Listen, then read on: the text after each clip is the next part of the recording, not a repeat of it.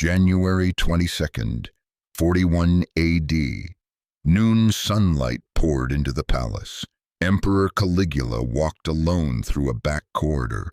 No guards, no entourage. Moments later, he was stabbed over 30 times by his own soldiers. Why? Because this young Roman ruler dared to call himself a god. His real name was Gaius Julius Caesar Germanicus, but the world knows him as Caligula, Little Boots. As a toddler, he wore a miniature soldier's uniform in Roman camps. Soldiers adored him. He was their mascot. The name stuck, but Caligula grew up to hate it. Caligula wasn't born ordinary. His father was Germanicus, the empire's most beloved general. His mother, Agrippina, was the granddaughter of Emperor Augustus. Caligula's bloodline carried destiny, legacy, and danger. He wasn't just raised in Rome, he was forged in the fire of its expectations. When Caligula was 7, his father died suddenly in Syria.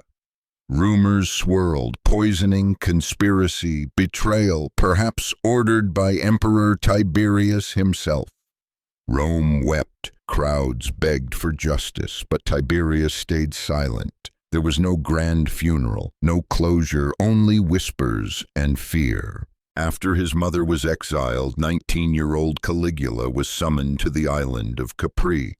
It wasn't a vacation. It was Tiberius's stronghold, a place of secrets, paranoia, and imperial surveillance.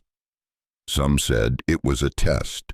Others said it was the start of his transformation. On Capri, Caligula lived in silence and suspicion. Rumors claimed Tiberius taught him how to rule through cruelty. Behind gilded statues and marble walls, betrayal was currency. The luxury was breathtaking, but so was the fear, and young Caligula absorbed it all. On Capri, Caligula was watched, but oddly protected. Tiberius spared him, even praised him. Some believed the emperor saw himself in the boy. Others feared Tiberius was shaping a successor in his own dark image. Either way, Caligula survived where others disappeared. At imperial dinners, macabre centerpieces decorated the table, marble skulls, reminders of death.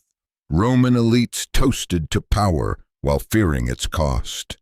Caligula learned this lesson early. Luxury and terror often shared the same tablecloth. In 37 AD, Tiberius died. Rumors swirled. Some said Caligula smothered him. Others said the Praetorian Guard helped. Either way, the boy who once wore toy boots now wore the purple robe of Rome, and the people cheered at first. The streets exploded with joy. Caligula was Germanicus's son, Rome's golden boy. He granted bonuses, released prisoners, and threw grand games. For a brief moment, the empire had hope. The child of pain became a symbol of peace. But it wouldn't last. Just months into his rule, Caligula fell seriously ill. He survived, but something changed. The man who recovered wasn't the same. He grew erratic, paranoid, cruel. Was it brain damage, or had power simply revealed his true face? They say Caligula made his horse a consul. Incitatus, the noble steed, slept in a marble stall with ivory troughs. Was it madness or mockery? Maybe he wasn't crazy. Maybe he was laughing at Rome's senators. Caligula no longer wanted to be emperor. He wanted to be worshipped. Temples were built in his honor. Statues of Jupiter were replaced with his image. He didn't just claim divine blood. He demanded divine obedience. He adored his sister Drusilla. Too much, some whispered. After she died, Caligula never recovered. He made her a goddess, built her a temple, and mourned in public. Rumors of incest burned through Rome, but no proof ever surfaced. Inside Caligula's palace, walls came alive. Painted gardens bloomed beside real ones. Fruits looked real but weren't. Guests wandered in wonder, unsure what was illusion and what was truth. Just like the emperor himself, Caligula had floating palaces built, massive barges with marble floors, gardens, and golden statues. They drifted on Lake Nemi like temples of luxury. To his enemies, they were proof of madness, but to Caligula, they were symbols. I am untouchable. I am Rome. He stamped his face on coins, not as emperor, but as God. Not just Caligula, but divine Gaius. When you paid taxes, bought bread, or offered sacrifice, you saw him. You touched him.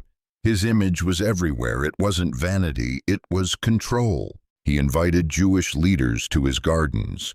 Instead of policy, he asked, "Why don't you eat pork? Don't you think I'm a god?"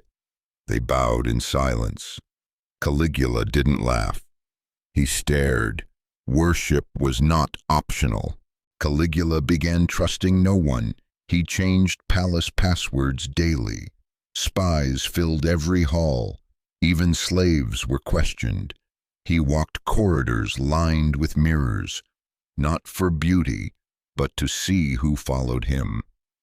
His paranoia had become his world. The Senate hated him. His family plotted behind closed doors. And yet Caligula ruled on. He spoke less in court and punished more. Executions became theater. No trial, no mercy, just silence. Then screams. Rome was afraid, and that meant he was winning. Some said he sacrificed flamingos. Others claimed he talked to statues. The line between spectacle and state was gone. But maybe that was the point.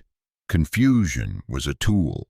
If Rome didn't understand him, it couldn't control him.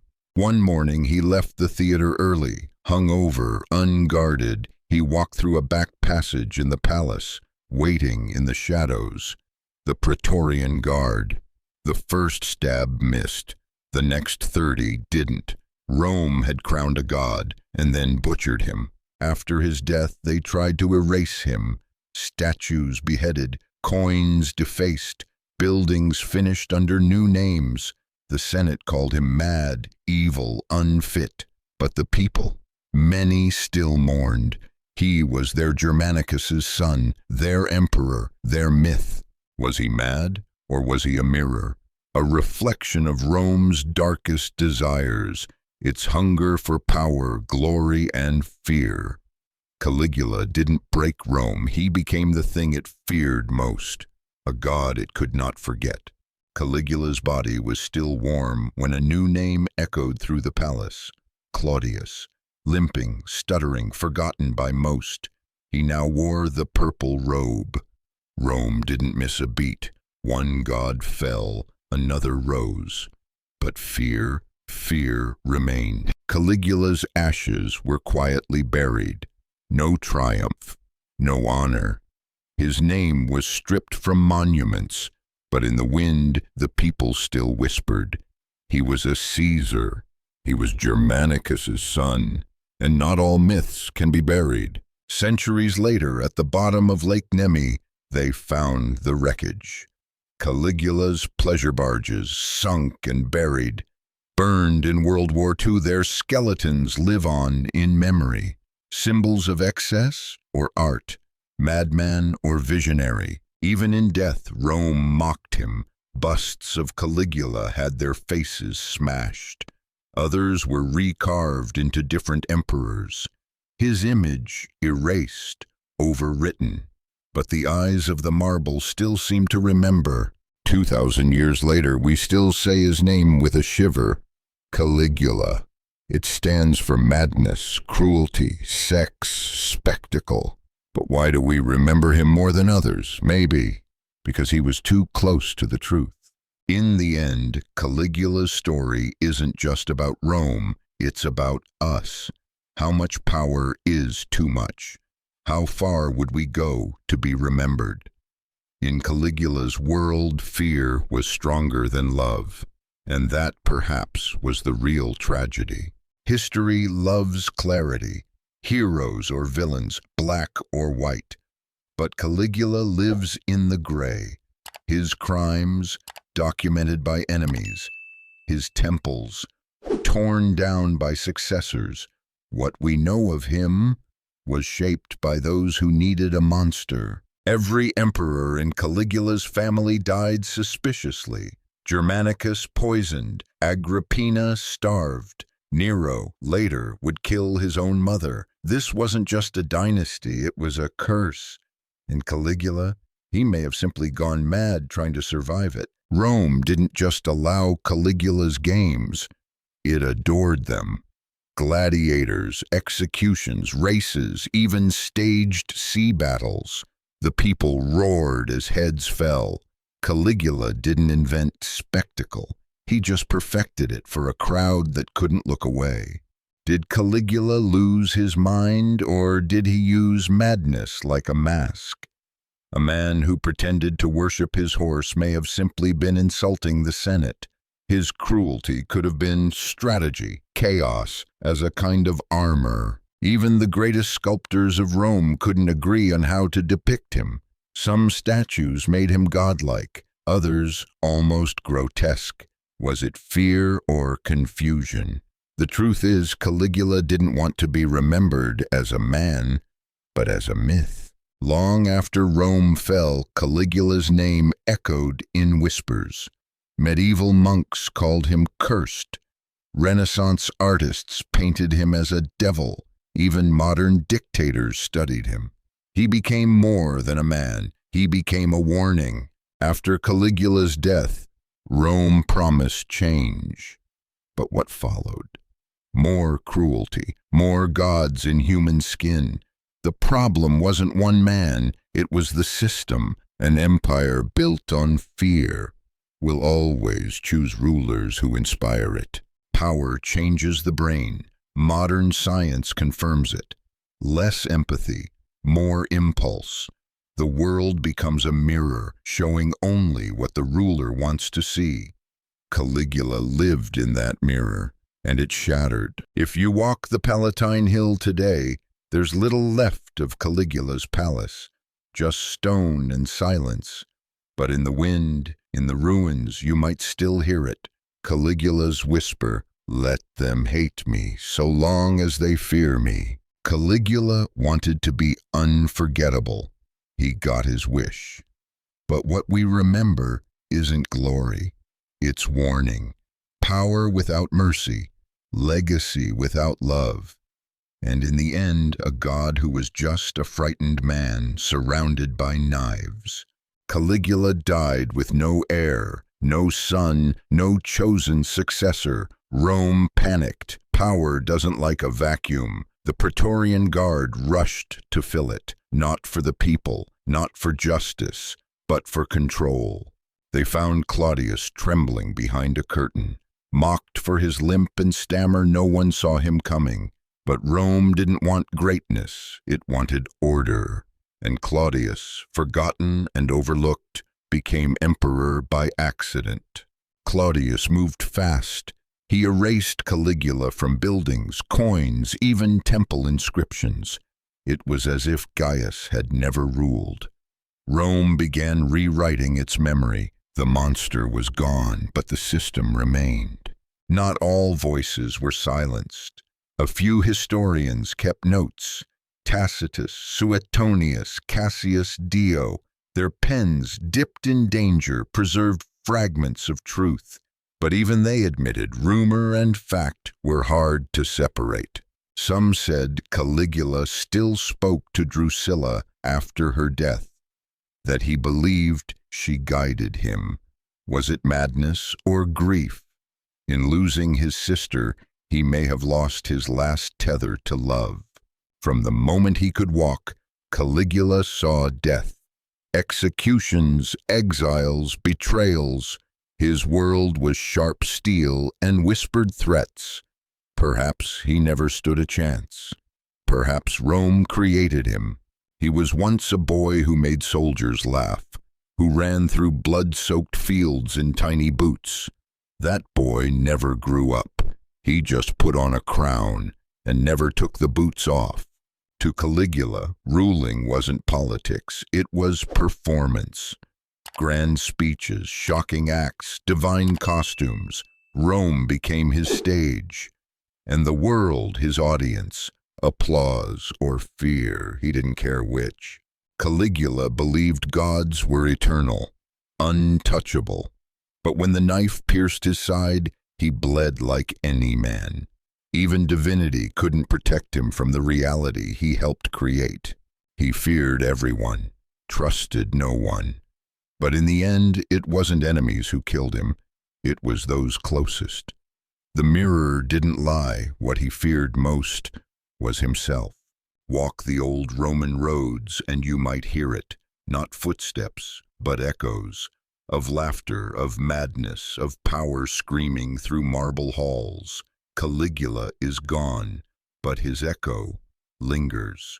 Every generation gets its Caligula, a leader too young, too proud, too worshipped, and every time we act surprised. But history doesn't forget, it just waits to repeat. The laurel wreath, once a crown of honor, was stained, not with wine, but with blood. Caligula wore it proudly. Rome gave it, and Rome took it back. Some say his spirit still roams the Palatine Hill, not as a god, not as a tyrant, but as a boy, still running in little boots, looking for the father who never came back. Caligula ruled by fear, and fear works until it doesn't, until the people stop trembling, until the blade turns back. That's the danger of tyrants. They always believe they have more time. Stone doesn't forget, statues crumble, but the silence they leave says more than words. The ruins of Caligula's Rome still speak, if you listen. Truth in ancient Rome wasn't written. It was buried under triumph arches, behind temple walls, between the lines of fear and loyalty. Caligula's truth may still be there, waiting. They say the gods laugh at men, but perhaps Caligula laughed at the gods. He put himself above them until the joke ended with steel and silence. We forget kind emperors, just rulers, builders, but Caligula we remember because fear lingers longer than peace. His legacy isn't who he was, it's what we're still afraid of. Let them hate me so long as they fear me. That's what he said. That's what he lived. But in the end, no empire can be built on fear alone. Rome survived. Caligula did not.